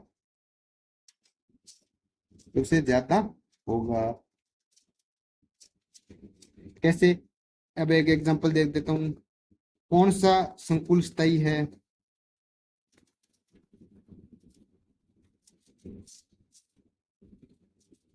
देखो ए ऑप्शन आ गया आपको COF6 3-, बी ऑप्शन आ गया आपको COCl6 3-, सी ऑप्शन आ गया CONH3 6 और डी ऑप्शन आ गया COEN की होल थ्राइस 3+। हमें पता है कि सबसे ज्यादा वो होगा जिसमें संकुल क्या बनेगा, किलेशन बनाएगा। तो देखो यहाँ पे EN हमें पता है बाइडेंटेंट लिगेंड क्या बनाते हैं, किलेशन बनाते हैं, तो ये सबसे ज्यादा है। यदि आपको ऑर्डर पूछ लिया जाए तो 4 का तो सबसे ज्यादा आएगा। अब इनमें देखो, इनमें हम क्या देखेंगे, हम इनमें देखेंगे CFSC। हमें पता है CFSC किसके बराबर होती है, CFSC प्रोपोर्शनल किसकी होती है, स्ट्रॉन्ग फील्ड लिगेंड के। तो NH3 सबसे ज्यादा स्ट्रॉन्ग फील्ड लिगेंड है। F और Cl में हमें पता है F माइनस इसके कंपेरिजन स्ट्रॉन्ग लिगेंड है। ये ऑर्डर आ जाएगा अपना किसका, स्थायित्व का ऑर्डर आ जाएगा, क्योंकि ये बहुत इंपॉर्टेंट ऑर्डर है। तो हमें ये सबसे पहले हमें क्या देखेंगे, सबसे पहले इलेट देखेंगे स्थायित्व में, उसके बाद में स्ट्रॉन्ग फील्ड लिगेंड देखेंगे, ठीक है, ये दोनों होना चाहिए। और मेटल पे चार्ज भी देखेंगे, यदि इनके बीच में सबसे पहले मेटल पे चार्ज भी देखेंगे। तो ये इस हिसाब से अपने इन 3 पॉइंटों को ध्यान में रखते हुए क्या करेंगे, स्थायित्व का निर्माण अपन देखेंगे, स्थायित्व किसका होगा। ये वेरी वेरी इंपॉर्टेंट क्वेश्चन है, आपको ये ऐसे ऐसे क्वेश्चन पूछेंगे सेकंड ग्रेड में, ठीक है। तो उम्मीद करता हूं आज का लेक्चर बहुत ही बेस्ट लेक्चर है। आपको CFSC से संबंधित कोई भी डाउट है वो सारे आपके क्लियर हो जाएंगे। अब आपको CFT theory, crystal field theory पूरी तरह से समझ में आ गई। यदि आपको समझ में आ गई तो आप यूट्यूब चैनल को लाइक करें, सब्सक्राइब करें और लोगों को भी शेयर करें। हमारे टेलीग्राम चैनल जो कि लिंक जिसका डिस्क्रिप्शन में है उनको आप फॉलो करो, और हमारी जो खुद की ऐप है उसको आप इंस्टॉल करो।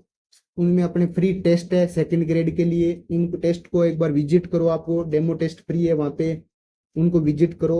यदि आप इंटरेस्टेड हो और वास्तव में सीरियस हो तो आप हमारी टेस्ट सीरीज को ज्वाइन करो, जो कि आपको नाम मात्र की शुल्क 450 रुपये में उपलब्ध है। एक अच्छी टेस्ट सीरीज, RPSC लेवल की टेस्ट सीरीज आपको मिलेगी। धन्यवाद, ऐसे ही आप प्यार देते रहो, हमारे YouTube चैनल को शेयर करते रहो, सब्सक्राइब करवाते रहो। धन्यवाद।